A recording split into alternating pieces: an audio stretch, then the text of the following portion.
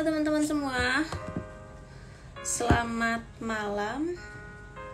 Selamat malam minggu lebih tepatnya.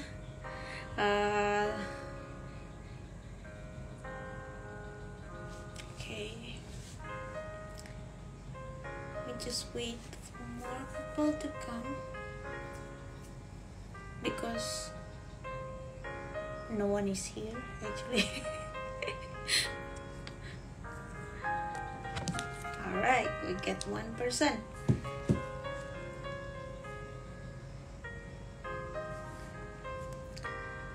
Halo semuanya. Halo Jet Prianto.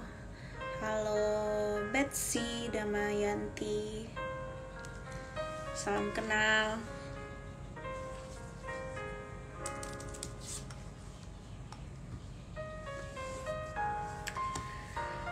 Oke, ini adalah malam minggu ya. Dan sebagaimana yang sudah diinfokan kayaknya kemarin itu dipostingkan bahwa hari ini, malam ini, dalam 1 jam ke depan, ya mungkin 1 jam, mungkin juga lebih, karena biasanya 1 jam itu terlalu sedikit buat saya. Kalau ngomong biasanya lebih dari 1 jam. But anyway, malam ini kita akan diskusi tentang how to stay productive at home gitu. Dan tentunya saya senang sekali teman-teman semua bisa bergabung di sini. Halo, ya hello juga. Terima kasih sudah membalas. Ya, jadi topik kita seperti yang diumumkan di Instagram ya kemarin. Jadi temanya tuh kalau bahasa kerennya itu adalah staying productive at home gitu. Jadi bagaimana cara kita untuk tetap produktif meskipun kita working at home or studying at home or whatever it is. Tapi kita tahu bahwa di masa sekarang, di masa COVID ini, dari tahun lalu ya, bahwa segala sesuatu itu dianjurkan untuk dilakukan dari rumah kayak gitu. Nah, jadi aku mau bahas tentang bagaimana caranya kita untuk bisa tetap produktif di sini dalam artian tidak serta-merta langsung urusan uang kayak gitu. Tidak serta-merta soal bagaimana untuk berbisnis. Tetapi produktif di sini maksudnya adalah how kamu bisa tetap berkarya, kamu bisa adaptable dengan working environment yang baru, sementara kamu menghasilkan karya, dan tentunya juga you can earn money gitu. Karena mungkin kita tahu nih kemarin ya yang kasus-kasus babi ngepet ya. Yang mana dia bilang di rumah aja tuh, tetangga di rumah aja, tapi kok kaya dapat duit kayak gitu, pasti ngepet gitu kan. Nah itu karena orang-orang banyak nggak tahu sekarang bahwa there is a lot of things that you can do while you are at home, dan itu bisa jadi sumber income kayak gitu. Nah, aku juga akan bicara bukan hanya soal sumber income saja, tetapi bagaimana kamu bisa tetap menghasilkan sesuatu, dalam artian di sini karya. Karena tantangan kita ketika situasi ini mulai berubah ya, dengan segala sesuatu dilakukan dari rumah, kita pun dituntut untuk bisa upgrade diri gitu. Kita di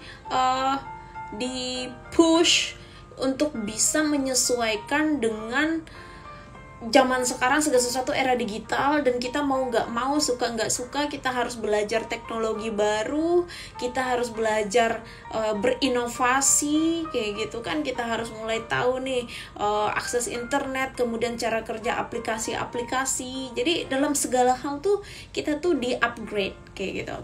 Nah, jadi kalau aku tulis kemarin ya, cara tetap produktif meski segala sesuatu dikerjain dari rumah sambil leyeh-leyeh minum kopi. Nah ini aku ada kopi ya di sini, makan donat dan dasteran. Nah malam ini puji Tuhannya aku nggak dasteran, tetapi aku sarungan gitu. Ini pakai sarung. Nah, tapi you know like the thing is, ketika kita mulai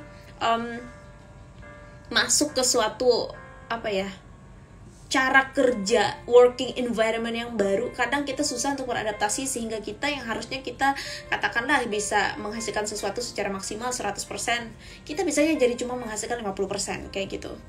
Itu karena kita tidak tahu bagaimana untuk bisa beradaptasi dengan working environment yang baru. Nah, kalau didengerin sekilas sih kayaknya yang aku bicarain ini agak-agak telat kayak gitu ya, karena working from home itu sudah dipraktekkan dari tahun lalu sejak kita mulai menghadapi situasi pandemi. But somehow meskipun udah 1 tahun lebih kita didorong untuk melakukan segala sesuatu itu dari rumah, tapi masih ada banyak orang yang tidak tahu bagaimana caranya untuk menjadi efektif dan produktif kayak gitu.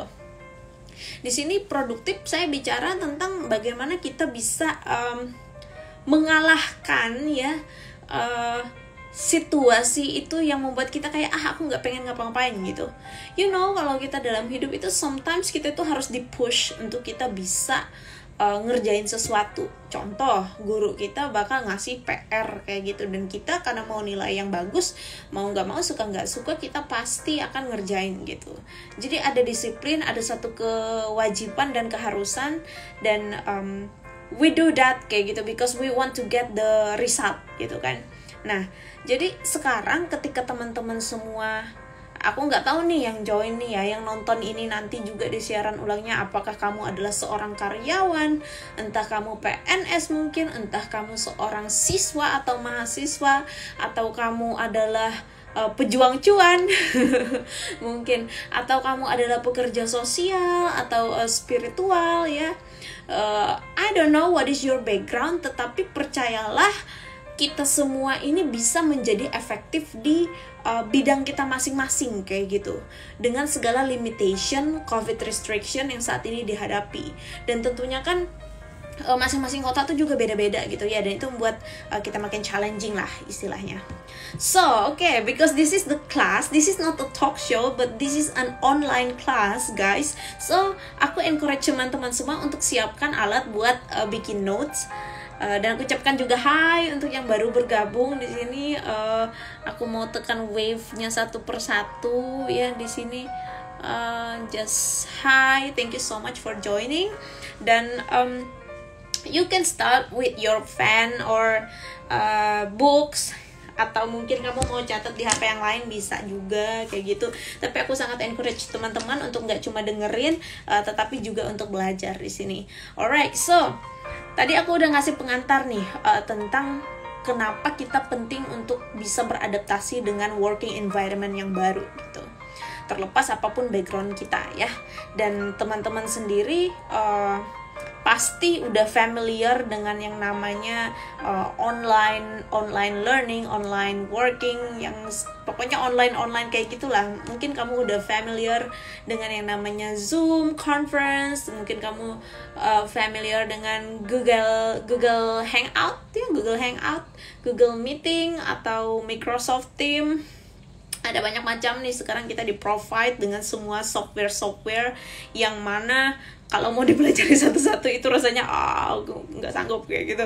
Aku aja masih belajar gitu sampai sekarang. Tetapi mari kita lihat saat ini. Mungkin teman-teman bisa ambil waktu 1 menit deh kayak gini. Kamu pikirkan seberapa produktif kamu di masa COVID ini dibandingkan sebelum masa COVID kayak gitu. Nah, cara ngukurnya adalah misalnya kamu sebelum masa COVID kamu suka nulis cerpen nih misalnya ya. Kamu suka nulis cerpen. Nah, sebelum masa COVID biasanya kamu sebulan minimal pasti kamu tulis 1 cerpen. Terus pas udah masa COVID, yang mana walaupun segala sesuatu dari rumah, tapi apakah kamu menghasilkan lebih dari 1, atau justru kamu nggak menghasilkan apa-apa gitu. Atau mau lebih mendaratnya lagi, katakanlah sebelum masa COVID ya, sekian pemasukan setiap bulan kayak gitu dari hasil hustle kayak gitu kan, sedemikian rupa untuk kerja sana sini, dan kemudian ketika di masa COVID boom kita terdampak gitu kan. Tetapi di situ kita ditantang untuk muter otak untuk bisa how to earn more money kayak gitu di situasi seperti ini. Nah, kamu compare deh pemasukan kamu sebelum COVID sama sesudah COVID, apakah meningkat atau justru terjun bebas gitu. So itu sesuatu yang teman-teman boleh coba renungkan dan pikirkan. Oke, coba kau pikirkan, coba kau renungkan. Ada lagunya itu. Oke, so I'm going to share you a few tips ya. Ada beberapa tips how to stay productive at home, dan ini adalah hal yang sangat praktikal banget yang kamu bisa praktekkan di rumah kayak gitu. Yang paling pertama nih ya, ketika kita udah dituntut untuk working from home, gitu, studying from home, ya. Satu, kamu perlu buat space khusus untuk kamu kerja atau untuk kamu belajar, gitu. Itu yang pertama. So design your working room or your study, gitu. Kenapa ini penting teman-teman? Aku bagi dulu nih pengalaman aku. Udah mulai banyak kerja dari rumah, yang kayak segala sesuatu itu hanya dikerjakan dari rumah, walaupun kita punya office, tetapi I work a lot from home kayak gitu. Itu dari 2018 gitu. Nah, hanya dari 2018 itu tuh aku campur-campur. Kadang tuh suka di tengah rumah ya, telungkup. Aku suka tengkurap kayak gitu, sambil ngetik, sambil baca, sambil nulis. Itu kadang-kadang di atas ranjang sebelum tidur. Itu juga dibawa kerjaan atau buku dan sebagainya gitu. Dan ternyata saya menemukan bahwa untuk jangka pendek mungkin kamu ngerasa itu nggak affect kamu gitu, itu nggak mempengaruhi kamu. Tetapi untuk jangka panjang itu akan sangat mempengaruhi produktivitas kamu kalau kamu tidak separate ruang kerja atau ruang belajarmu dengan ruang istirahat gitu. Jadi langkah pertama di masa COVID ini, set satu space. Saya tidak bicara space ini adalah satu ruangan khusus, tapi mungkin kamu bisa tentukan space khusus di rumah kamu atau di kamar tidurmu yang itu benar-benar itu working space kamu gitu. Nah, contohnya saya di sini, mungkin teman-teman bisa lihat, tada, di belakang. This is not a big room. Jadi sebelumnya ini adalah kamar tidur saya, tapi tahun lalu itu saya shift untuk ini menjadi studio gitu. Studio di sini dalam artian di sini tempat saya kerja ya, untuk ngedit film. Di sini ada komputer gede iMac, saya punya laptop di sini, saya punya buku-buku di belakang sana ya, punya berkas-berkas, bahkan foto-foto juga, foto idola saya juga untuk motivasi saat bekerja kan ya. Kemudian ini juga ruangan untuk studio untuk saya ngelukis gitu. Jadi semua yang saya mau lakukan, saya kerjakan, saya mau pelajari, itu saya lakukan di sini gitu.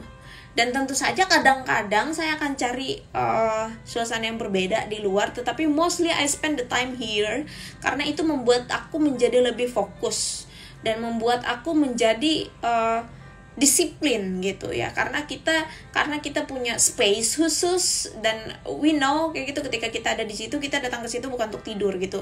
It feels like you are working at the office. Jadi itu sama kayak misalnya kamu ngantor gitu. Jadi anggaplah ini kantor, cuma ini kantor pribadi gitu kan.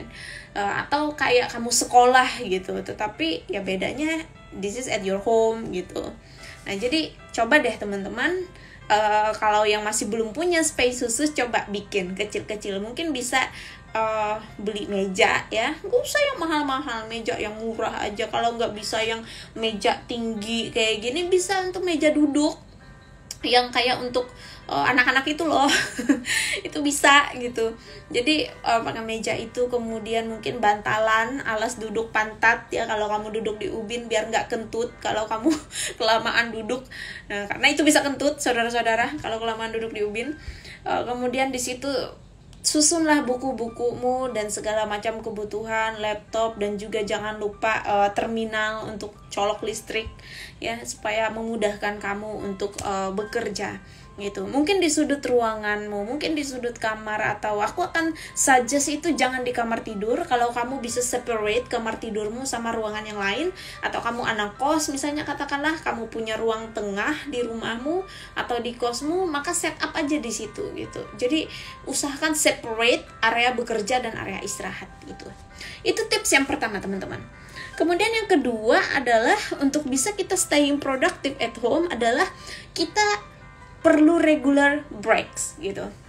Nah, lucunya ketika kita working at home, studying at home, atau creating something from home ini, kadang tuh itu bisa bikin kita ketagihan ya. Aku ngalamin gitu. Kalau aku udah duduk kerja, itu aku bisa sanggup duduk 10 jam, terutama kalau lagi ngedit film gitu. Jadi pernah aku ingat banget waktu itu dari jam 8 malam sampai jam 6 pagi aku nggak gerak sedikit pun dari kursi itu, bahkan ke WC pun enggak kayak gitu, karena ya almost becoming a workaholic kayak gitu kan. Tapi it's not a good thing guys. Jadi kalau misalnya kamu udah set up nih working space-mu, area khusus kamu bekerja, nah kamu perlu take a break dan go outside gitu. Nah di sini tekniknya adalah 90/20, you know. Jadi ketika kamu bekerja, kita kan kalau di kantor mesti kayak dari pagi sampai jam sekian kayak gitu kan ya. Tapi kalau di rumah nih kita bebas ngatur jamnya. Nah, kalau yang saya pakai adalah 90/20. Jadi 90 menit itu saya akan bekerja. Saya akan bakar otak, saya akan peras otak gitu. Saya perlu selesaikan tulisan saya selesaikan. Saya perlu kirim email saya kirim. Saya perlu ngedit dan sebagainya, perlu baca. Bahkan mungkin kalau saya perlu mempelajari sesuatu, mempelajari sebuah buku, itu saya akan peras otak saya itu bekerja selama 90 menit dan kemudian break. Jadi breaknya itu selama 20 menit. Jadi di jeda itu kamu memberikan kesempatan untuk otakmu istirahat dan refresh kayak gitu. Jadi jangan sampai kayak di push terus ya. Kadang-kadang bisa lah, boleh lah kayak gitu. Misalnya kita lagi aku lagi dapat inspirasi, aku tidak mau kehilangan inspirasi. Nah itu bisa. Tapi regulernya dan kebiasaan yang layaknya dibangun adalah 90/20. Itu yang aku kerjakan, itu yang aku lakukan gitu. And I found that it's a very effective way kayak gitu untuk kita bisa tetap stay productive. Oke? Jadi itu yang kedua. Nah, tips yang ketiga untuk staying productive at home adalah, nah ini nih, customize your working environment kayak gitu. Entah itu customize secara audio, entah itu customize secara indera penciuman ya, ataupun juga indera penglihatan. Jadi katakanlah ruangan ini adalah working space saya ya. Ini adalah Emanuela Studio, saya sebutnya kayak gitu. Nah, saya akan habiskan waktu di sini untuk mendapatkan inspirasi, untuk selesaikan pekerjaan, untuk dapetin uang dan sebagainya kan tuh di sini gitu. Jadi istilahnya ini ladang saya. Kalau saya petani itu ladang saya di sini. Nah, gimana sih supaya saya rawat ladang saya ini nyaman kayak gitu. Nah, jadi di sini saya set up, teman-teman bisa lihat di belakang, itu saya punya sofa. Tada, kelihatan gak sih? Oke, itu dia.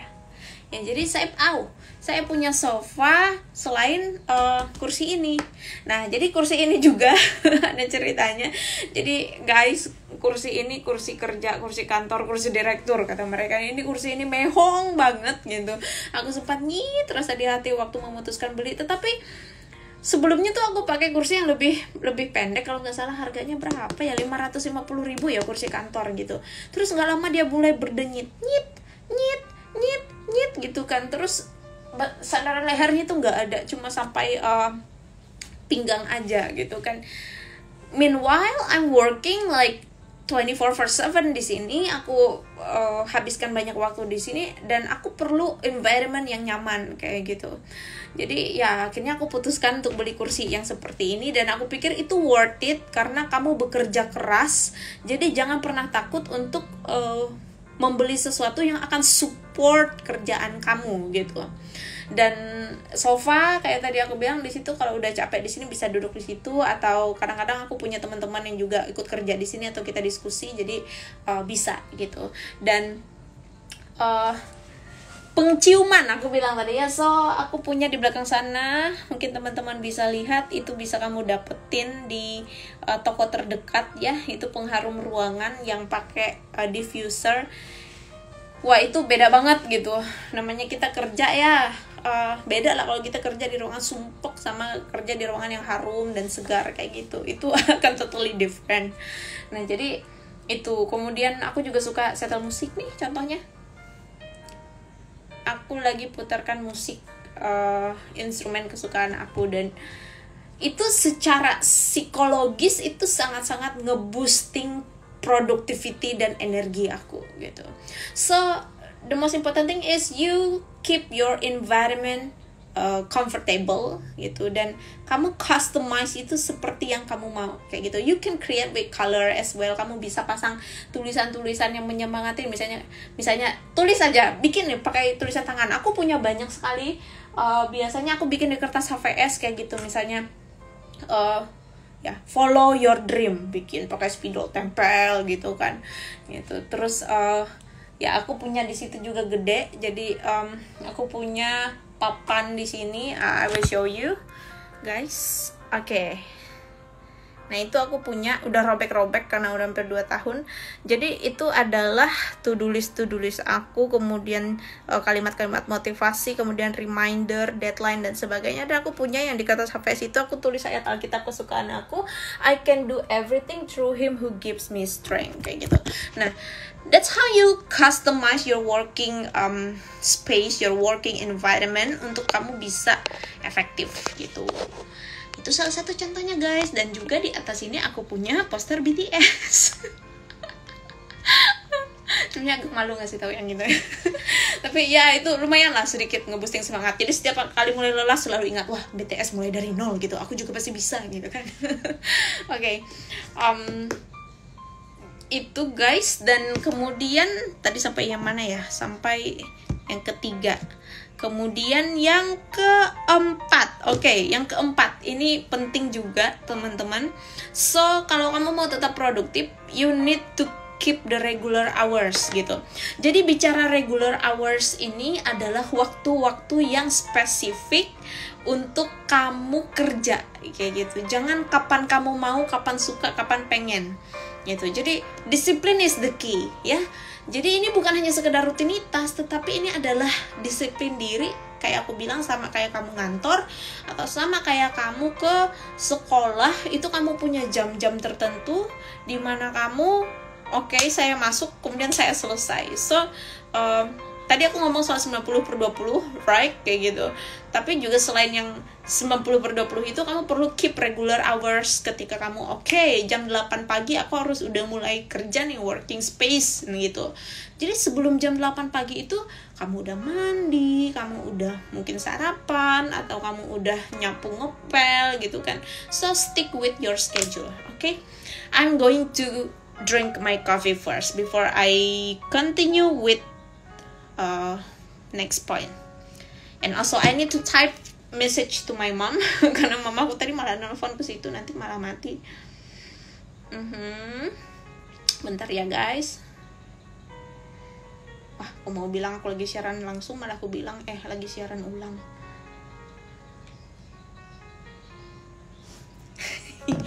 Salam buat Army dari XOL. Ya, salam juga. Okay guys, you can grab your coffee as well if you have the coffee. Jadi paling enak kerja tuh sama kopi. I think I need to make the point here. Yeah, don't forget to bring your coffee and your camilan. Karena ya itu karena dulu aku nggak bijak. Dulu waktu 2018 sampai ya 2018 full ya, itu aku kerja tuh memang bener-bener gini aja di laptop tuh. Akhirnya setelah hampir setahun, you know what's happening to me gitu, tanganku gede sekali. Dan sampai sekarang masih belum kembali seperti ukuran semula karena membengkak ya, karena saya tidak bergerak dan hanya bekerja gitu. Jadi waktu itu saya tidak tahu ya, I was blind but now I see. Oke, lanjut. Halo Sumarni. Wah, ada Sumarni gabung nih. Oke. Apa nama kopinya Kak? Oke. Bocorin dulu. Ini adalah kopi Peru. Aduh maaf ya Devana, ini kopi oleh-oleh dari kakak aku dari Peru. Kopinya enak banget, organik. Tapi aku mix sama latte. Jadi Torabika latte itu favorit yang less sugar itu. Oke, hanya tuntian hero guys. Nanti kita akan ada Q&A ya. Aku lanjut dulu ya untuk poin-poin kita. Dan selamat datang untuk Muhaimin Berkatul Hang kelas online ini. Oke, poin yang kelima sekarang. Nah, bikin to-do list. Oke guys, jadi ini adalah the most common mistake yang orang-orang banyak lakukan. Mereka nggak punya to-do list, hari ini mau ngapain gitu. Jadi that's a key kalau kamu mau get it done, kalau kamu mau produktif, kalau kamu mau maksimal dalam semua yang kamu kerjakan. Kamu harus punya to-do list, kamu tuh mau ngerjain apa gitu loh. Jangan to-do listnya itu di hayalan doang atau di udara, itu nggak bisa gitu. Jadi you need to make your to-do list. For example ya, tadi aku kasih tunjuk yang di belakang aku ya, catatan di papan hitam aku, my blackboard. Aku punya to-do list di situ. Selain aku punya to-do list harian, aku punya to-do list mingguan, aku punya to-do list bulanan, bahkan aku punya goal tahunan.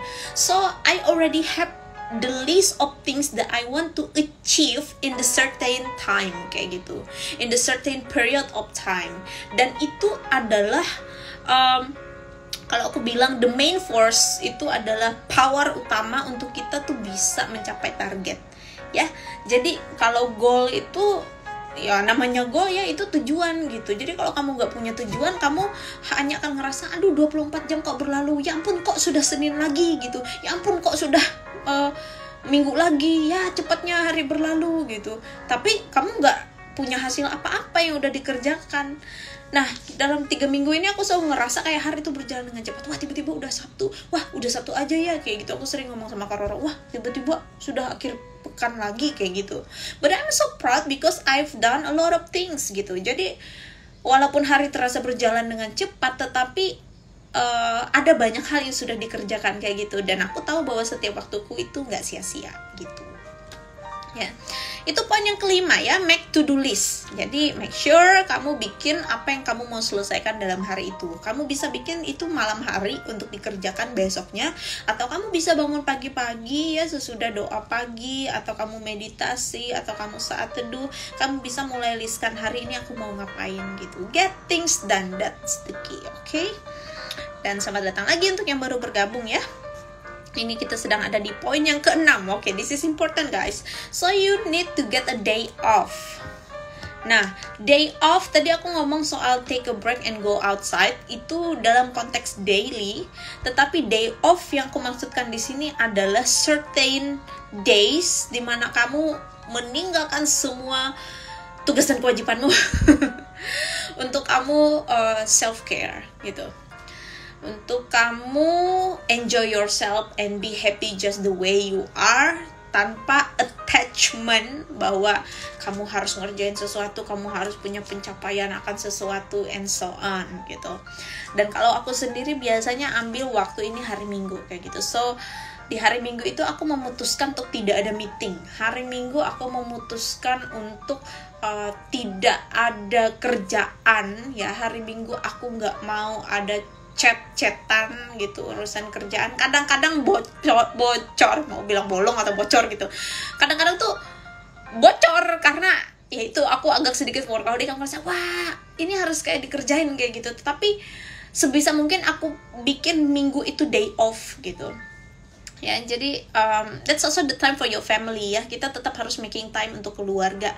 Entah itu sekedar chat, entah itu sekedar video call ya, ataupun mungkin jalan-jalan, atau makan bersama, atau masak bersama. Ya, make the time for your family. Itu yang ke-6. Itu penting banget. Dan yang ke-7, yaitu poin yang terakhir, how to stay productive is to get enough sleep. Nah, tidur yang cukup, tidur yang memadai, tidur yang banyak teman-teman. Tidur. Okay, so let me tell you a story. Jadi dalam 2 minggu ini sesungguhnya saya habis mengalami sebuah insiden, mengalami sebuah kecelakaan ya. Jadi ya cedera lah intinya. Saya cedera itu, dan saya bed rest bener-bener hampir 2 minggu itu. 1 minggu full yang bed rest karena hampir nggak bisa gerakin tangan, nggak bisa gerakin kaki kayak gitu, jalan aja susah gitu. Tetapi I push myself, aku bilang I need to get things done. Jadi hal-hal yang harus dikerjakan tetap kerjakan, walaupun tangan ini nggak bisa karena aku cederanya di sini sama di lutut. Tapi aku usahakan ketik pelan-pelan satu pakai tangan kiri gitu kan ya, dan selebihnya aku tidur. Dan ini kayaknya mungkin ya dalam 2 tahun terakhir ini atau 3 tahun terakhir ini, this is the first time aku tuh bener-bener dapat yang bed rest full seminggu. Itu aku hampir nggak keluar kamar. Dan terima kasih kepada kakak Roro yang dengan setia membantu saya dengan semua pekerjaan lain gitu, dan membelikan hal-hal dari luar rumah, karena ke teras rumah pun saya tidak sanggup ya, cuma ke toilet aja sama di kamar. Itu benar-benar sangat-sangat membantu aku. Jadi bukannya otakku jadi makin tumpul, tetapi justru aku makin produktif ketika aku dapat enough sleep kayak gitu. Nah ini nih bakal susah nih buat para penggemar drama Korea yang sanggup ngejombi untuk ngehabisin drama 16 episodenya. Tapi satu juga lagi, kalau kamu kerja di rumah atau belajar di rumah teman-teman, kalau misalnya ada waktu untuk tidur siang, untuk power nap, aku sangat rekomendasikan itu gitu. Memang agak sulit kalau kita kerja di kantor kayak gitu, sulit lah kayak gitu. Kenapa aku nih kelajuan depan? Sulit lah kalau kita mau cari waktu untuk tidur di kantor tuh impossible lah kayak gitu. Tapi ketika kamu di rumah, kamu bisa untuk ambil waktu mungkin 15 menit atau 20 menit untuk relax, dan kemudian kamu tidur untuk tenangkan otakmu gitu. Jalur ongoing aman. Wajar. Ya aku pada anak ongoing, Doom at your service, wes promosi. Oke. Jadi itu guys, 7 tips untuk staying productive at home. Jadi make sure kamu tadi take a notes dari ke-7 poin itu, dan sekarang kita move nih. Kalau kita sudah tahu nih cara-caranya untuk menjadi efektif, pertanyaannya sekarang apa yang perlu dikerjain kayak gitu. Kadang ada orang mikir, oke, aku tahu cara untuk menjadi produktif seperti itu. Wah, misalnya Kasinta ngomong seperti itu, oh iya dia bisa ngomong seperti itu karena dia sudah punya something on her hands kayak gitu kan, udah punya sesuatu di tangannya, udah punya hal yang buat dikerjain. Lah aku gimana kayak gitu. Mungkin akan ada yang bertanya seperti itu. Nah, jadi di sini saya akan ngasih tahu teman-teman beberapa mungkin ide kali ya, kalau aku bilang ide karena mungkin ini cocok buatmu, mungkin juga enggak gitu, tetapi let's see what works for you. If it works, and then you can apply that, but if it doesn't work, maybe it's not for you, and then you can just leave it out gitu. Okay, so pertama, kalau teman-teman bukan seorang pejuang cuan. Jadi saya akan bilang gini, di masa sekarang ini pejuang cuan itu bukan hanya sekedar seseorang yang sudah sudah nggak sekolah lagi dan dia harus menghasilkan uang kayak gitu, tidak gitu. Tetapi bahkan kalaupun kamu adalah seorang pelajar sekalipun, atau kamu adalah seorang ibu rumah tangga sekalipun, kamu bisa untuk generate income gitu, untuk bisa dapetin income.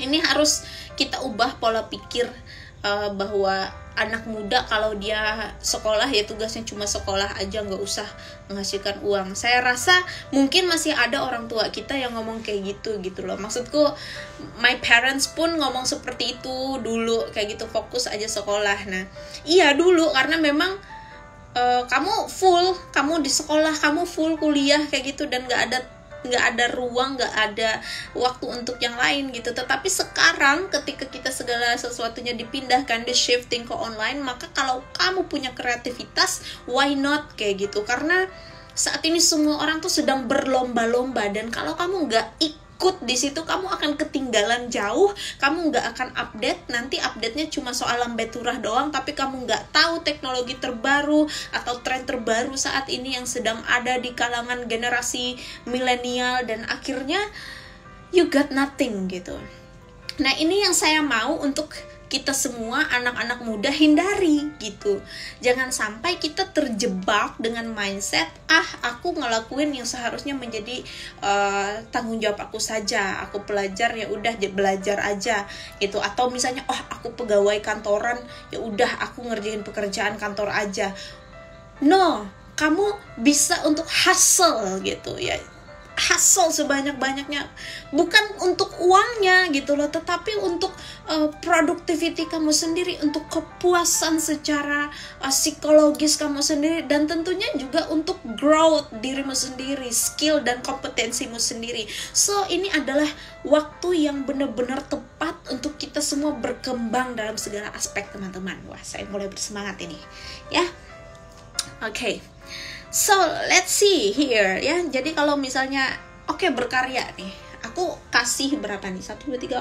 I have 5 examples here. Aku punya 5 contoh nih di sini ya. Yang mungkin ya kayak aku bilang tadi, kalau ini relevan ke kamu bisa apply. Pertama, aku akan dorong teman-teman untuk menulis gitu. Kenapa menulis? Karena mereka karena menulis itu adalah hal yang paling common, hal yang paling lumrah, tetapi itu relevan sampai akhir zaman gitu. Ya, contohnya aja ya, kalau di kitab suci kita aja, kenapa kitab suci walaupun semua udah masuk ke aplikasi sekarang kan tetap ada yang namanya booknya kayak gitu. Bahkan kayak di hari penghakiman pun dikatakan itu, di kitab pun akan dicatat perbuatan-perbuatan kita ya.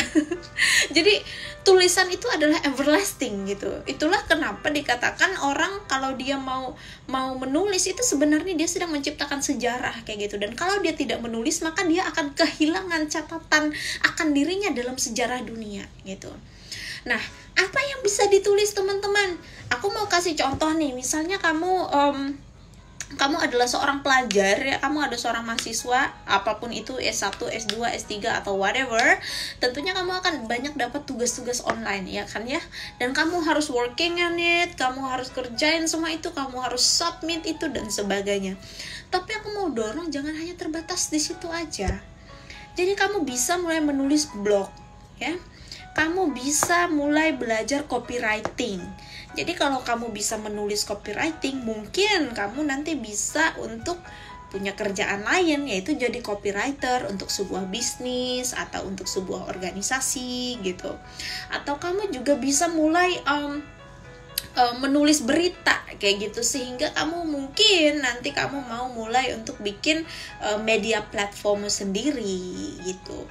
Ya, jadi bisa juga kalau ada kompetisi menulis nih, makin banyak sekarang kompetisi menulis ya, karya ilmiah, esai atau novel, coba deh ya, coba diikutin. Nah, mungkin aku terdengar jadul ya karena aku bicara soal scientific writing, soal karya tulis ilmiah, karena itu yang aku tahu ya kayak sekitar 8 tahun, 10 tahun yang lalu gitu. Tetapi satu hal yang paling populer saat ini adalah teman-teman untuk berkarya di webtoon atau web novel gitu.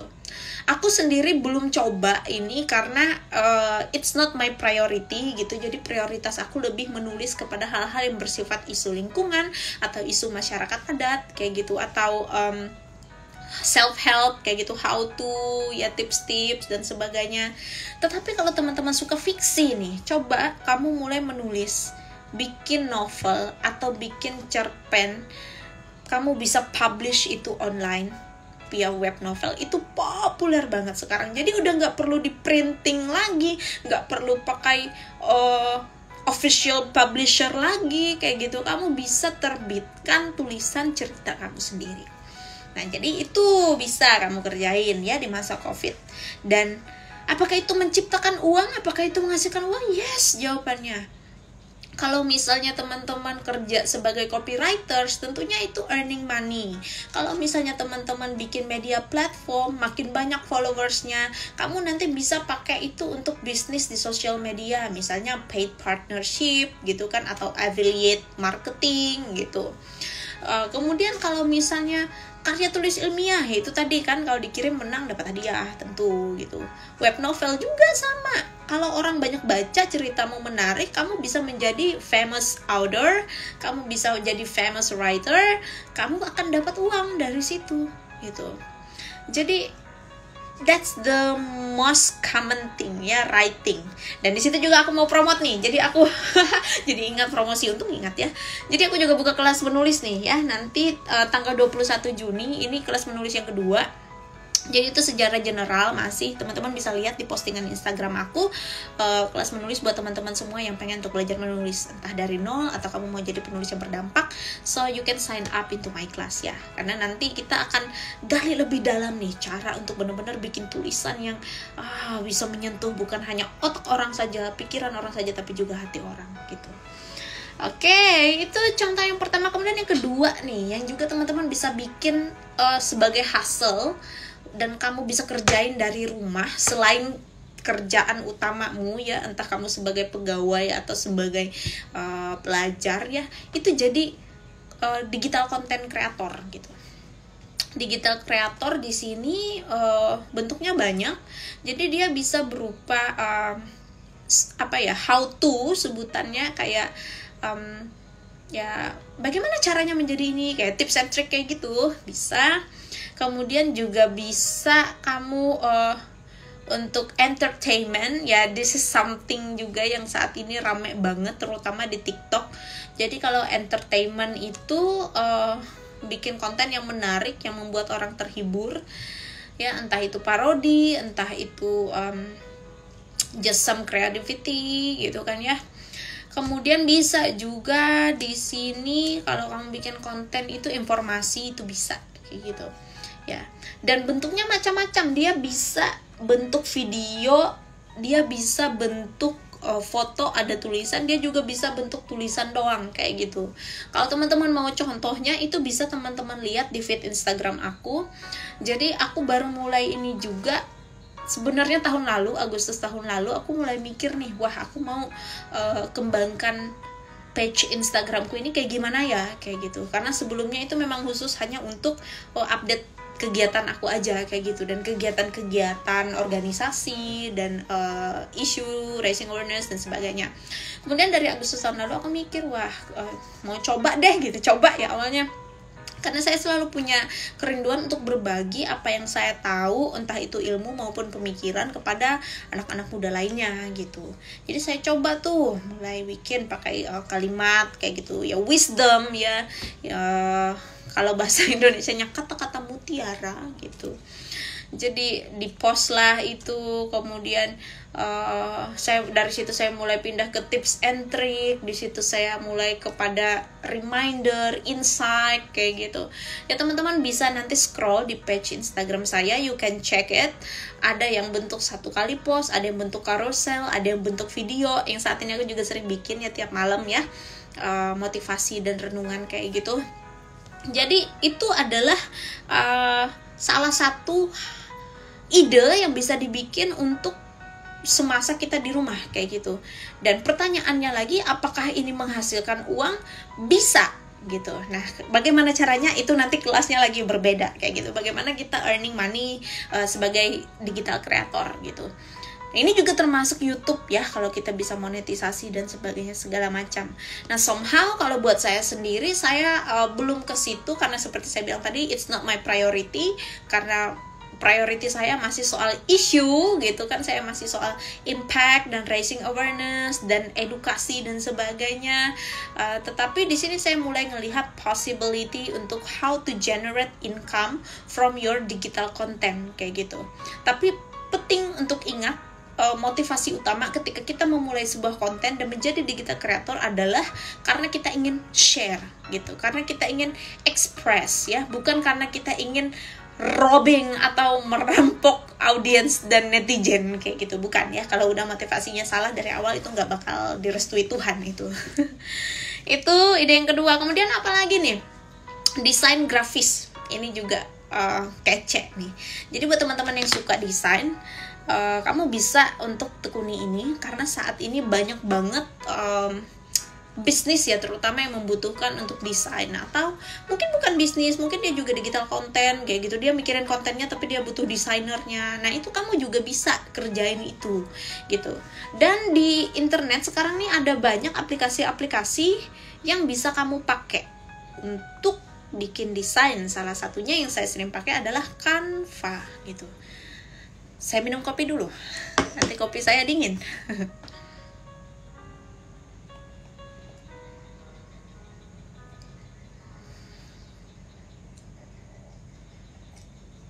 Sampai bunyi.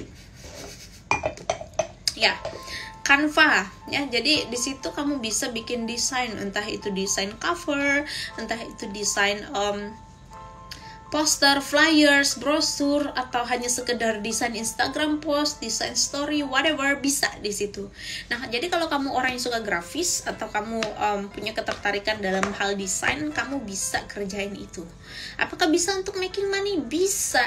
Ya, tadi aku bilang mungkin ada orang-orang yang membutuhkan pekerja untuk desainer grafis dan dia bisa hire kamu kayak gitu.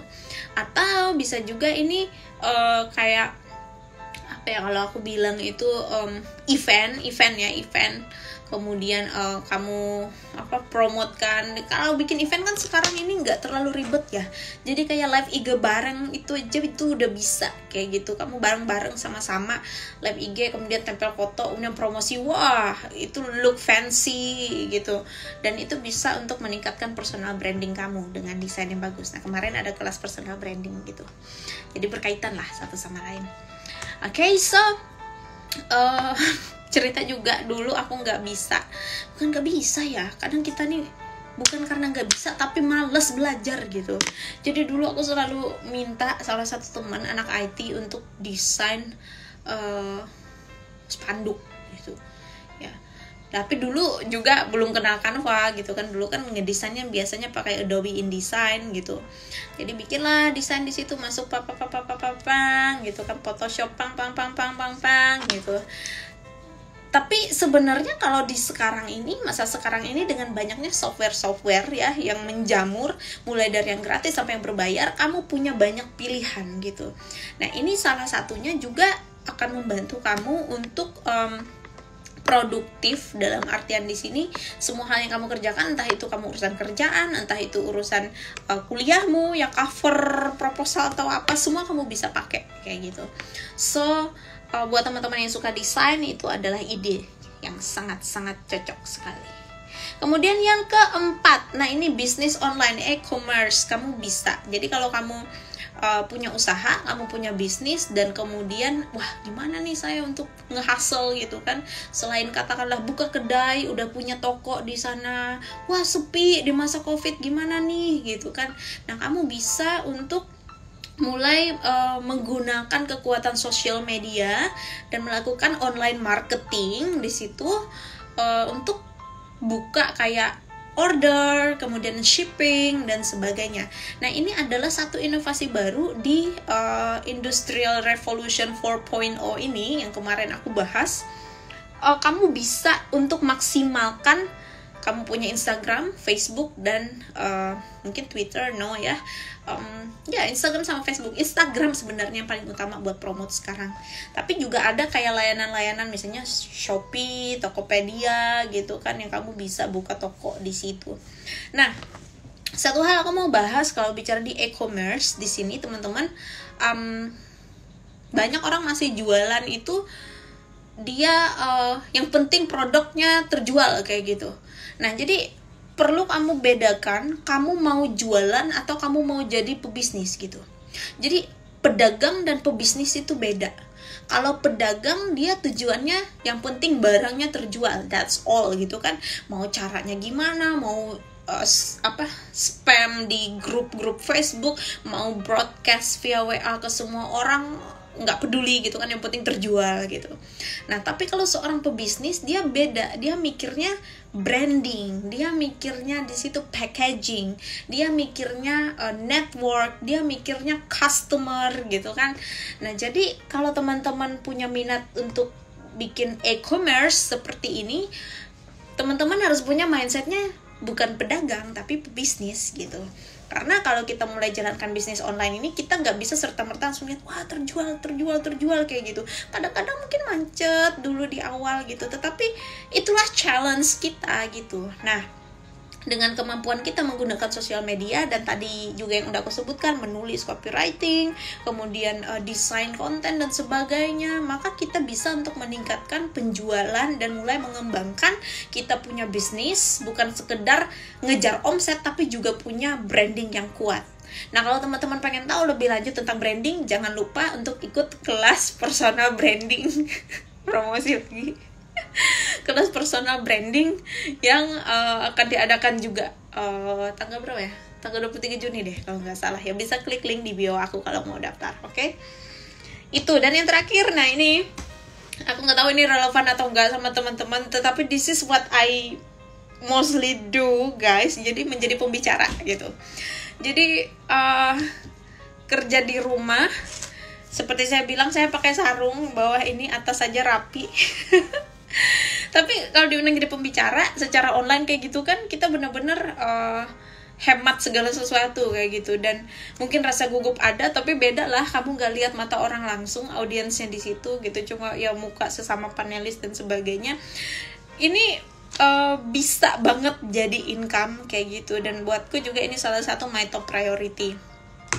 Jadi ingat kemarin waktu aku pembicara di World Wildlife Day ya, udah rapi, apa ya, dalamnya tuh pakai baju ya hitam-hitam, terus luarnya tuh kayak kayak outer batik kayak gitu, kemudian pakai lawung di kepala, make up full, kemudian kata ini ya salah satu ibu dari UN gitu, dan teman-teman dari UNDP, wah Emanuela, you look so great, wow I can't wait to see actually everyone's outfit today. Dia bilang gitu, seandainya kita semua bisa berdiri to see your outfit, it must be beautiful. Dia, aku bilang hahaha, thank you, nggak taunya di bawah aku pakai sarung gitu.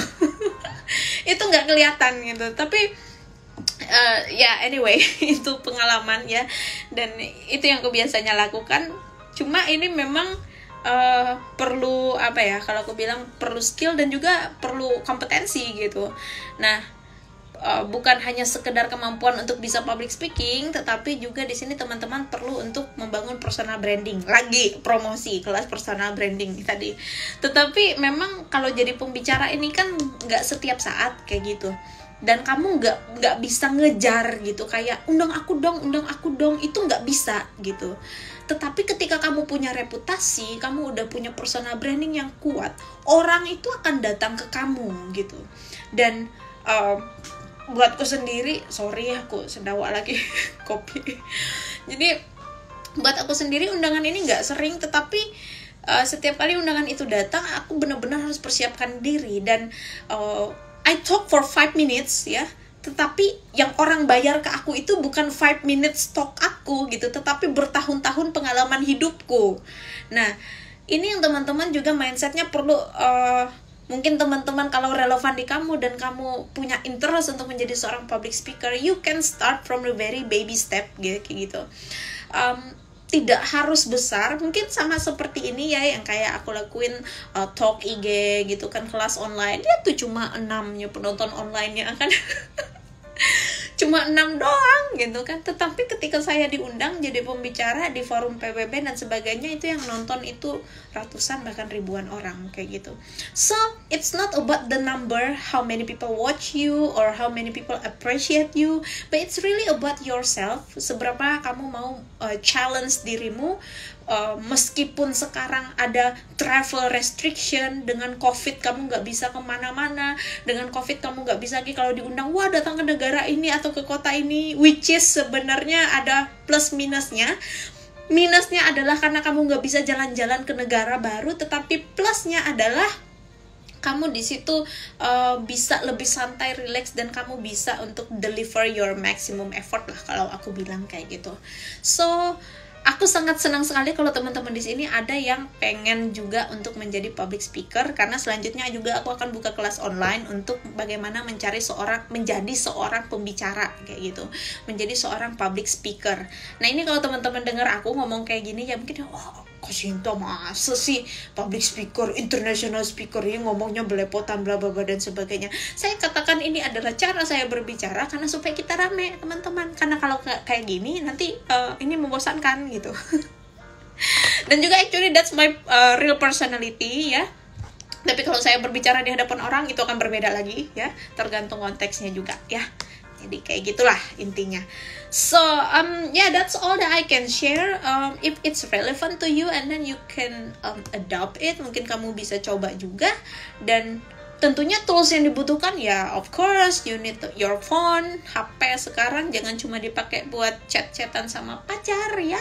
Jangan juga cuma buat dipakai untuk selfie, tetapi bisa dipakai juga untuk edit. Kamu bisa edit video di situ. Mungkin pakai InShot. Aku sarankan pakai InShot, itu bagus banget ya, murah juga langganannya. Kemudian bisa pakai tadi Canva ya, aku bilang. Sorry guys. Ya. Aku masuk angin deh. Ya. Bisa pakai Canva untuk desain. Kemudian kamu juga bisa di situ apalagi ya aplikasi-aplikasinya. Menulis ya, kamu bisa juga untuk note di situ bisa gitu. Ya. Banyaklah yang bisa dikerjain di situ, reminder dan sebagainya, atau Zoom call aplikasi juga di situ. Dan seperti saya juga, saya orang rasa berlebihan kayak gitu, tapi saya punya beberapa device. Jadi device yang saya pakai ini khusus buat kerjaan gitu. Jadi saya punya device khusus lagi untuk keluarga, khusus yang ini. Dan di sini tidak ada orang yang menchat saya. Tidak ada orang yang ngechat saya kecuali grup keluarga ya.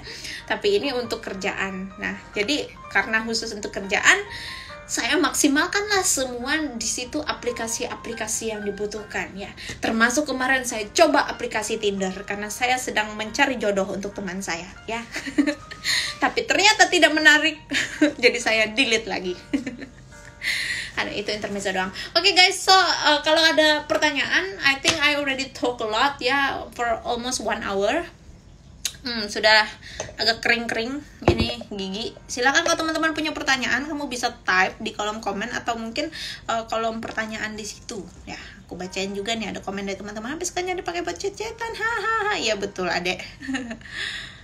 Oke, siapa tadi yang minta kasih tunjuk gambar BTS tuh, masih ada nggak sih orangnya? Ya, saya punya gambar BTS tetapi itu bukan photocard yang asli, jadi tidak perlulah saya tampilkan itu. Itu foto kayaknya itu acara Magic Shop mereka tahun lalu. Gitu. So guys, you have any question? Ada pertanyaan nggak?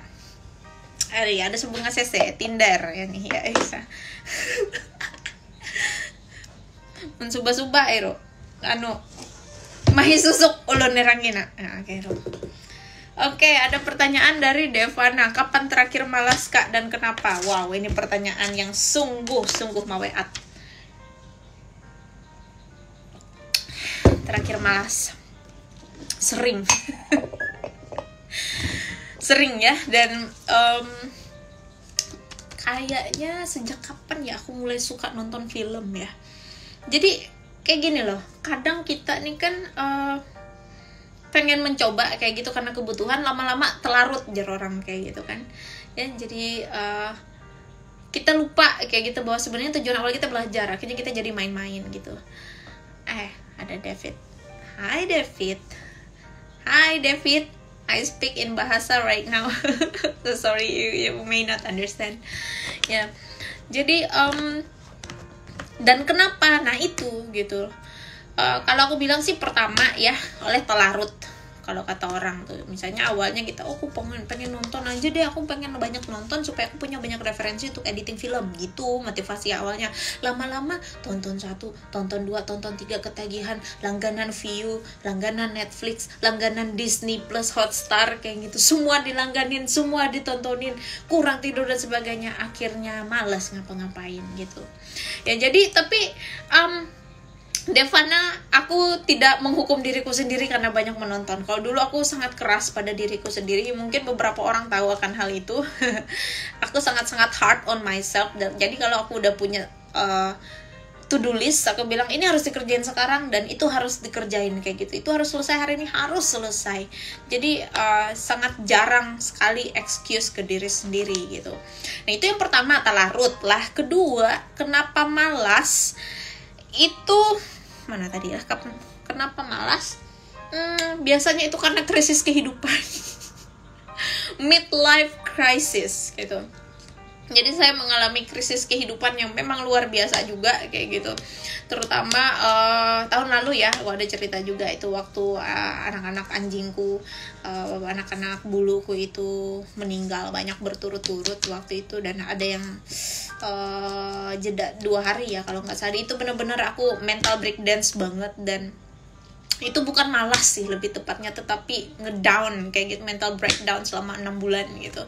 Jadi akhirnya karena kita secara mental nih kita nggak sehat, psikologis kita tuh capek, jadi kita juga nggak pengen ngapa-ngapain gitu. Nah salah satu ciri kamu kelelahan secara mental itu kan adalah kamu nggak pengen ngapa-ngapain gitu. Seperti Patrick, lomba nggak ngapa-ngapain. Patrick kan paling jago untuk nggak ngapa-ngapain gitu. Berapa lama bisa dia gitu. Nah jadi 2 hal itu kalau aku Devana yang bisa bikin aku malas kayak gitu. Tetapi aku pikir malas itu bukan dosa gitu. Jadi buat teman-teman, malas itu bukan dosa. Tetapi kalau malasnya terus-terusan, ya itu ya keterlaluan juga lah gitu kan. Maksudnya kalau kamu malas dalam 1 minggu, malasnya sehari ya nggak apa-apa gitu. Tapi kalau malasnya terus-terusan ya nothing will get done lah gitu ya. Jadi Loki keren, aku tidak menonton Loki ya. Tampilin Jin BTS-nya langsung saya bukan fans Jin BTS, saya adalah fans V BTS ya. Oke. So ada pertanyaan lagi teman-teman mengenai staying productive at home ya. Dan perlu saya ingatkan juga, jangan sampai kamu ngopi terus tiap hari karena itu bakal bikin kamu sakit. Jadi aku kemarin juga sempat kayak ngopi terus gitu kan, untuk mempertahankan stamina tubuh sementara bekerja terus di hadapan laptop. Tetapi aku akan sarankan kamu ngopi itu ketika kamu benar-benar butuh ngopi dan kamu butuh relax. Jadi oke lah, jangan sampai tiap hari, mungkin 2 hari sekali, atau kadang-kadang misalnya harus tiap hari, nggak apa-apa, asal jangan berminggu-minggu terus-menerus. Dan aku anjurkan untuk kamu juga detox setiap minggunya itu minimal ya 1 kali kamu minum air kelapa murni. Itu jangan dicampur apa-apa, jangan campur sirup, jangan campur cendol, jangan campur susu atau apapun, jangan pakai dagingnya juga. Air kelapanya aja itu kamu minum, itu akan beda banget, tubuhmu akan ringan banget gitu. Nah itu buat ngedetox tuh cairan-cairan yang kayak kopi dan lain-lain. Atau kamu juga bisa iris lemon, campur sama madu, kemudian masukin di tumbler, itu bisa. Kemudian kamu bisa minum itu ya minimal seminggu sekali lah. Aku nih sok memberi nasihat kepada orang, tapi sejak aku kecelakaan kemarin aku memang belum ada minum air kelapa dan juga lemon sama madu gitu. Tetapi aku punya berdus-dus air mineral besar, aku minum itu 3 liter sehari gitu. Oke, pertanyaan selanjutnya. Aku sambil minum dulu ya.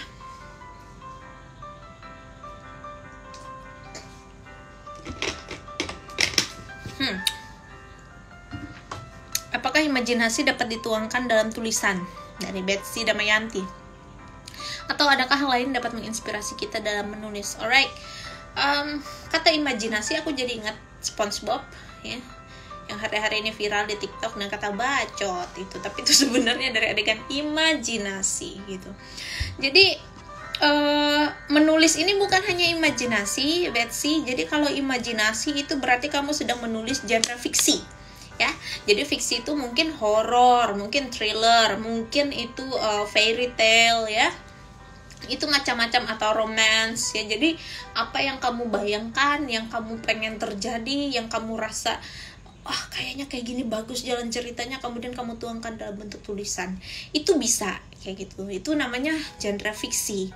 Nah tetapi dalam menulis ini kamu juga bisa menulis bukan hanya hal-hal yang kamu inginkan terjadi, tetapi kamu juga bisa menulis hal-hal yang sudah terjadi. Nah itu namanya memoir. Itu genre memoir, salah satunya kamu menulis kenangan.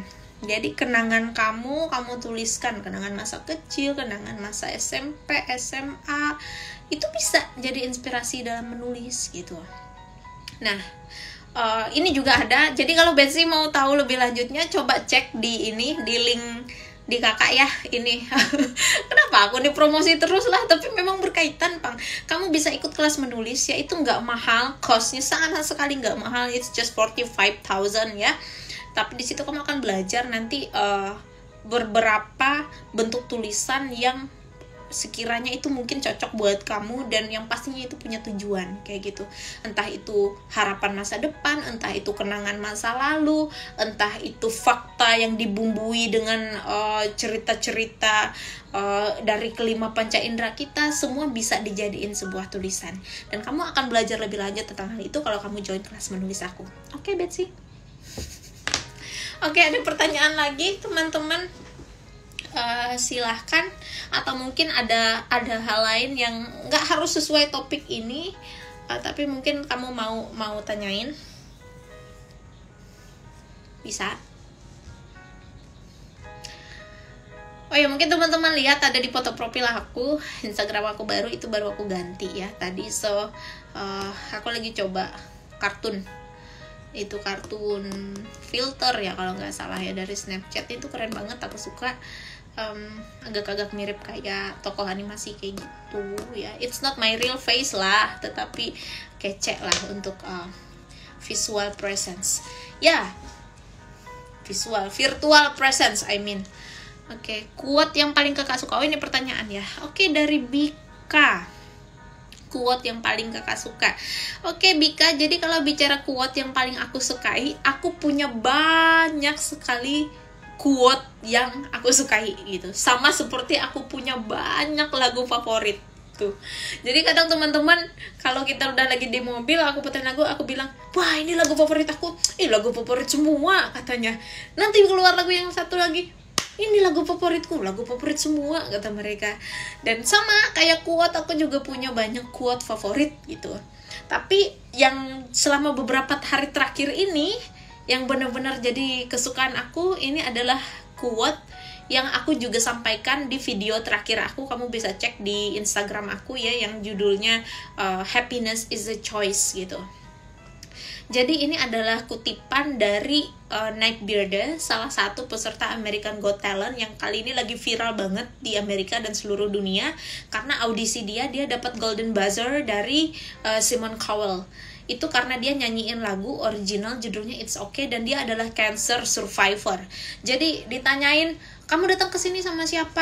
I come here by myself. Dia bilang datang sendiri. Okay, how is your condition right now? Jadi the last time I check, I have cancer katanya di my lung, di paru-paru, di spine, di tulang belakang, dan di liverku katanya. Wow gitu kan. Dan dia nyanyi, kemudian semua audiens itu tersentuh, dan si Nate Bearde ini dia ngomong kayak gini, you can't wait for life is not hard anymore until you decide to be happy. Dia bilang kamu nggak bisa menunggu hidup tuh nggak sulit dulu sebelum kemudian kamu memutuskan untuk menjadi bahagia. Dia bilang untuk menjadi senang. Artinya apa? Your happiness itu does not depend on the situation or on your condition. Happiness is a choice that you made. Jadi aku suka banget quote itu. Dia bilang okay. Aku jadi kayak, hai, aku nontonnya aja, wah langsung cus cerot gitu kan. Mungkin teman-teman kalau nonton videonya juga nangis, coba lihat di Google itu AGT Nate Bearde It's Okay judulnya.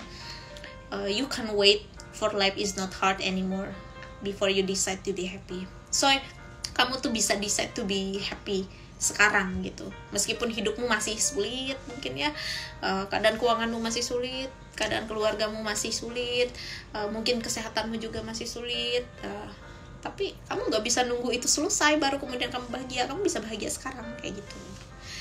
Oke, itu Bika ya. Oke, selanjutnya ada pertanyaan dari Betsy lagi. Dari kapan kakak suka BTS dan hal apa yang kakak pelajari dari mereka selain visualnya? Kalau ada kesempatan kakak pengen gak datang ke mereka. Oke, ini menarik teman-teman. Aku belum pernah cerita ini di live, tapi aku selalu menceritakan ini kepada teman-teman yang aku rekrut untuk menjadi ARMY. Ya sebenarnya enggak gitu. Jadi ini menarik karena jujur aku suka BTS itu karena aku relate sama cerita mereka.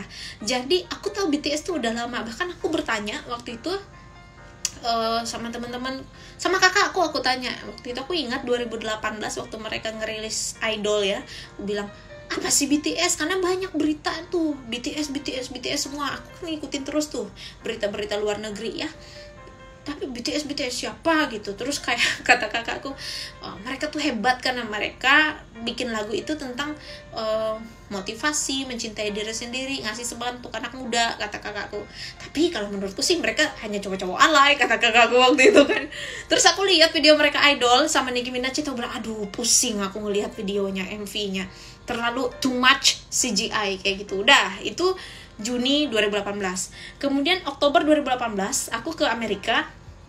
Aku lagi dalam mobil nih dari San Francisco ke Reading. Waktu itu 3 jam perjalanan sama temanku, orang bule, dia yang nyetir. Terus tanya, kamu tahu BTS nggak? Aku bilang, oh iya BTS itu terkenal. Nah temanku ini kan dia kerja di MTV sebelumnya, di MTV di New York gitu. Dia dari New York. Oh iya, mereka tuh terkenal banget katanya. Wah, aku bilang aku nggak suka BTS gitu. Aku bingung kenapa mereka bisa terkenal. Aku sukanya Blackpink, aku bilang kan waktu itu. Terus dia ceritain lah kenapa BTS tuh terkenal kayak gitu di Amerika. Dia bilang orang-orang tuh suka kayak gitu. Ini lagunya ini, tapi dia nggak detail juga sih cerita gini-gini dan segala macam. Nah terus, nah ini penting nih bagian ini. Waktu aku 2018 November menjelang ke Desember awal itu aku di Gold Coast di Australia.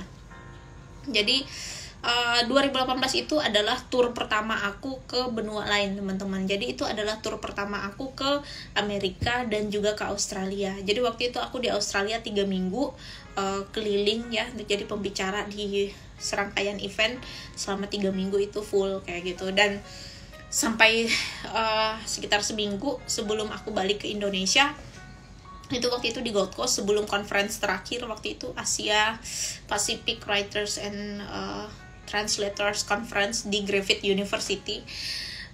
Kan kami stay di Queensland waktu itu. Terus di Gold Coast ya di hotel sendiri. You know, the thing is, aku nih kan ini mewek nih bisa nih ceritanya. Saya ini kan orang Dayak ya, maksudnya saya orang Dayak. Saya bilang saya orang dari pedalaman, saya orang dari kampung kayak gitu. Dan saya tidak punya apa ya, kayak gitu, I'm nothing gitu loh, I'm nobody. Saya bukan siapa-siapa, saya hanyalah anak Dayak biasa dari pedalaman Kalimantan. Tetapi saya bisa diundang untuk ke berbagai event-event jadi pembicara di internasional kayak gitu, diundang sama organisasi-organisasi internasional. Itu tuh adalah sesuatu yang luar biasa gitu kan. Dan orang lihat, wah luar biasa ya Kak Sinta, luar biasa kesana, semangat. Dan saya appreciate semua dukungan itu. Tetapi hanya saya dan Tuhan yang tahu betapa besarnya tekanan yang saya rasakan gitu. Nih lagunya nih pas lagi bikin mewek nih, lagu It's Okay Not To Be Okay nih. Jadi hanya saya yang dan Tuhan yang tahu tekanan batin saya itu nih. I mean, come on, kamu pertama, aku tuh traveling sendiri ke benua lain, teman-teman, sendiri. Dan aku nggak pernah traveling ke benua lain sendiri. Dan hampir ke semua perjalanan aku ke setiap negara itu aku sendiri. Ada beberapa yang aku sama teman-teman, tapi kayak misalnya ke Malaysia gitu, Singapura. Maksudku itu masih kawasan Asia Tenggara kayak gitu, it's easy kayak gitu. Tapi ketika kamu ke benua lain, it feels like you're flying to another world kayak gitu. Kamu ke Amerika itu tuh totally different world, apalagi New York. Terus kamu ke Australia, aku tuh sendiri kayak gitu. Dan itu saya bilang itu dibutuhkan keberanian luar biasa gitu, hanya untuk pergi gitu. Kemudian untuk berbicara di acara-acara internasional itu, teman-teman, itu tuh ada tekanan yang sangat luar biasa gitu. Itu it's not easy. Kamu di hadapan orang-orang Western gitu, dan kamu adalah seorang Asia.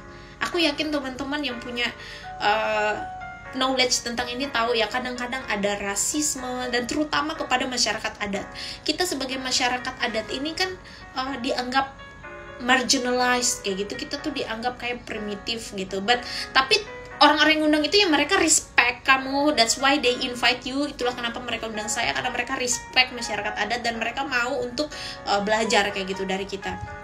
But somehow menghadapi orang-orang kulit putih yang punya pemikiran yang masih kolonial, itu tuh aku ngalamin banget banyak sekali bukan backlash ya, tetapi ketidaknyamanan ketika aku harus berdiri di atas panggung itu berbicara kepada orang-orang Western itu kayak gitu atas nama orang Dayak kayak gitu. Saya bicara tentang isu Kalimantan, saya bicara tentang kolonialisme dan bagaimana kita harus decolonize kayak gitu kan. Dan itu ada tekanan yang luar biasa, apalagi bahasa Inggris itu kan bukan my first language gitu loh, itu adalah foreign language. Kamu untuk bisa speech isu seberat itu aja dalam bahasa Indonesia saja itu tidak mudah, apalagi kamu harus berbicara dalam bahasa Inggris. Dan saya itu benar-benar tekanan batin gitu, ngerasa kayak aduh, you are in different world. Kamu adalah seorang anak desa, kamu di tengah-tengah orang duduk makan steak dan wine bersama dengan orang-orang yang berbicara tentang bagaimana mereka membawa anjing mereka naik ke pesawat karena mereka adalah orang-orang kaya gitu. Dan mereka punya cincin-cincin berlian. Dan kamu duduk di sana kayak gitu, kamu ngerasa bagaikan seorang asing gitu. Tapi kamu tahu bahwa kamu harus memberanikan diri karena kamu punya mimpi gitu.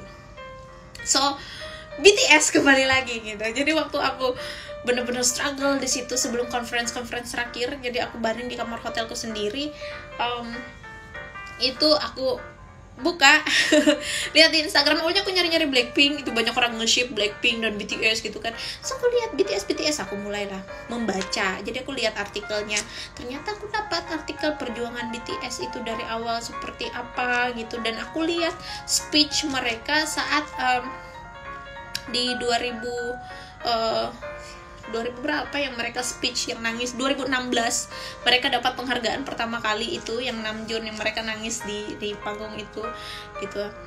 Jadi aku tuh bisa relate jadi mereka. Dan sekarang kan mereka waktu itu 2018 awal-awal mereka terjun ke international market kan, terus mereka banyak promo di US kayak gitu, yang lebih dari sekedar Asia gitu. Dan bagaimana mereka mengalami kayak rasisme gitu kan dari orang luar, orang-orang menghina karena mereka orang Asia, orang bilang mereka bencong dan sebagainya gitu karena make up. Terus mereka, si Namjoon ini bahasa Inggris, orang mengejek pronunciation dia kayak gitu, tapi mereka tuh tetap going, kayak mereka tetap apa ya, kalau aku bilang tuh mereka punya mimpi kayak gitu dan mereka berani untuk di situ. Jadi aku tuh bisa relate ke mereka bahwa kamu menjadi seorang Asia masuk ke tengah-tengah orang Western, it's not easy kayak gitu. Masuk ke industri itu it's not easy, entah itu entertainment, entah itu activism, entah itu apapun kayak gitu. Ketika kamu dari kelompok yang tidak apa ya, kelompoknya agak marginalized kayak gitu, it's not easy kayak gitu. Tapi kamu harus kuatkan hatimu dan kamu harus beranikan dirimu sekali lagi untuk berdiri di sana walaupun ada rasa insecurity, walaupun takut dan gugup, tetapi kamu tetap maju gitu. Itulah dia ceritanya. Jadi ajang nih ya, ajang curhat pribadi nih.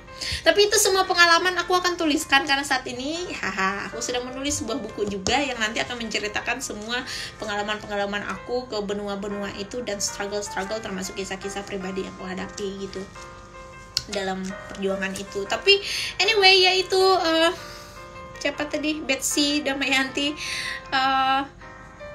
kenapa aku suka BTS dan yang aku pelajari, mereka punya daya juang, mereka berani dan aku bisa relate ke mereka gitu. Dan ya kalau ada kesempatan tentu saja saya sangat ingin menonton konser mereka. Tapi lebih daripada itu saya benar-benar bisa lihat BTS itu adalah salah satu contoh inspirasi saya dari dunia marketplace kayak gitu, bahwa dream big gitu, jangan pernah takut untuk bermimpi. Dan mungkin akan ada kesulitan, ada hardship yang akan kamu alami dalam proses kamu mencapai mimpi, tetapi kamu tetap maju aja kayak gitu. Walaupun kamu terluka, walaupun kamu berdarah-darah, walaupun kamu harus banyak menangis, that's okay gitu, karena itu adalah part of your journey gitu. Ya semoga itu bisa menjawab pertanyaannya. Dan buat teman-teman semua mungkin kamu bisa pelajari juga tuh BTS tuh awal mulanya. Tapi you know sekarang kalau aku lihat BTS sih mereka udah sukses banget sih, udah di atas kayak gitu. Maksudnya mereka nggak ada hal lagi yang pengen harus mereka capai kayak gimana gitu. Tapi momen-momen saat itu 2018 itu kan memang momen paling sulit buat mereka. Makanya waktu speech di akhir tahun itu mereka sampai nangis-nangis di atas panggung itu gitu. Dan itu waktu bersamaan lah dengan turning point dalam hidupku, dan spirit itu membuat aku semangat. Oke, kayak gitu, aku harus tetap maju. Makanya 2019 lagi berpetualang ke benua-benua lain, itu aku udah punya resolusi yang lebih sebelumnya. Dan aku sudah waktu aku ke Eropa 2019 aku udah bilang, Sinta, kamu gak boleh stres, kamu gak boleh tertekan, kamu harus enjoy your trip karena ini adalah opportunity kayak gitu.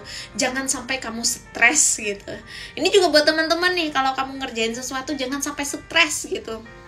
Mimpi itu harusnya membuat kamu bahagia, bukan bikin kamu stres. Gitu ya, nungguin bukunya. Ya, oke. Ya. Oke, sip, tunggu ya nanti ya. Ada Puang Nawidi, Amaniruho terbit ya lah. Oke guys, wow, thank you so much for your interest dan enthusiasm. I can talk for forever now, but maybe you have any last question? Atau ada ide selanjutnya mau bikin kelas apa? Mungkin bisa kasih tahu idenya. Dan juga ya jangan lupa ini klik link di bio aku untuk cek kelas online apa yang saat ini available. Saat ini ada 2, yaitu kelas menulis dan kelas membangun personal branding.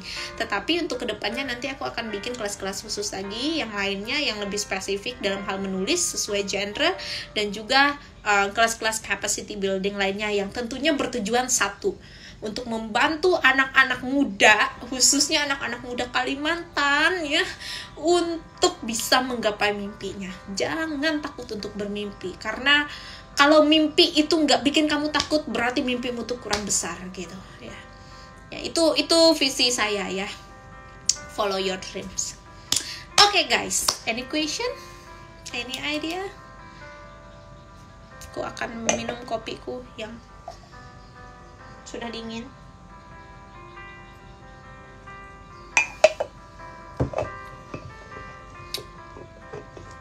Oke. Kalau nggak ada, I think this is the end of our class. Yeay.